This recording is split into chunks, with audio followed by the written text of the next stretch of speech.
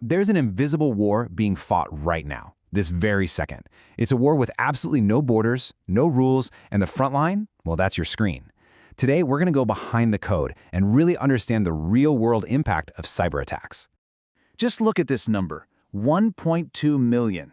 Now, that's not some abstract statistic about something happening halfway across the world. No, that's the number of people who had their financial lives completely turned upside down in a single attack. I want you to try and picture this. The French government's most secure files. We're talking the tax records of over 1 million citizens. Suddenly they're in the hands of criminals. Names, addresses, and yeah, the keys to their bank accounts. This wasn't some plot from a movie. This was a real-life digital heist. It is so easy to hear these stories and just, dismiss them as something that happens to other people.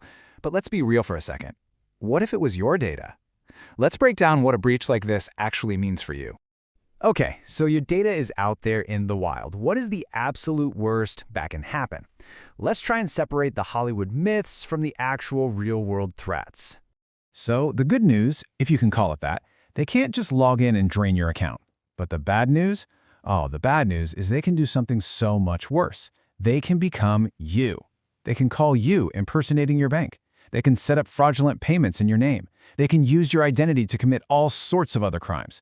See, the real danger isn't that one-time theft. It's the slow, creeping damage to your entire financial life. But it's not just our personal data that's at risk. For a small business, a cyber attack, well, it can be a death sentence.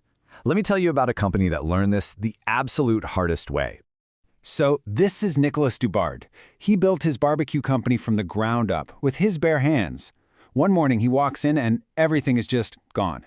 His entire computer system was frozen solid, his production line dead. Like one of his employees said, you see this stuff in the movies, but you never think it's going to happen to you. And then the message came. The hackers wanted 100,000 euros. And to prove they weren't bluffing, they sent a video. Employee passports, private financial records, everything, just flashing across the screen to the sound of a ticking clock. It was a hostage situation, and his entire company was the victim. Can you imagine the dilemma? It's just gut-wrenching. Do you pay the criminals and just hope they keep their word? Or do you risk losing literally everything you've built? As Nicholas put it, you can't help but ask yourself that one question. Do you pay? Nicholas, he made an incredibly brave choice. He refused to pay. The hackers' revenge was swift and it was brutal. They just dumped all of the company's private data online for the whole world to see. Imagine having to stand in front of your employees and tell them that their personal information is now public and that you don't even know if the company will survive.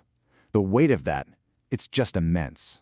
And the final bill to rebuild his company from scratch? A staggering 200,000 euros, double what the ransom was. The big takeaway here is that even small businesses are huge targets, and the cost of trying to recover is often so much greater than the ransom itself. Okay, so we've seen personal bank accounts, small businesses. The threat is pretty clear. But what happens when the hackers set their sights even higher, on the government itself? Then the stakes are no longer just financial. We're talking about national security. Now this is not a heist movie. This is a real-life prison break, except the escape was digital. A young hacker didn't need to scale walls or bribe guards. Nope. All he had to do was find the weakest link, a small contractor hired to check the prison's energy bills. With just one hacked account, he basically had the keys to the kingdom. For 6 days, he was a ghost in the machine, just downloading gigabytes of super-sensitive data without anyone even noticing. You know how he was caught? He only got caught because he got cocky and sent a taunting message from inside their system.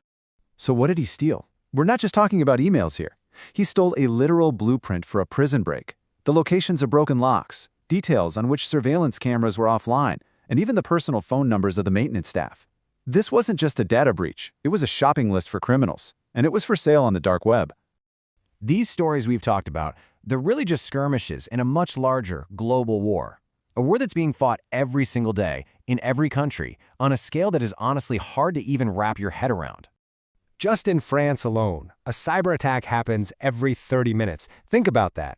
That means by the time you're done watching this, at least 10 more will have already happened. It's just a nonstop assault on every part of our lives. And the financial toll, it's just staggering. In only 8 years, the cost of cybercrime in France has absolutely skyrocketed from 5 billion to 100 billion euros. That is a 20-fold increase, and believe me, that number is still climbing. And of course, this isn't just a French problem, it's a global pandemic of digital crime.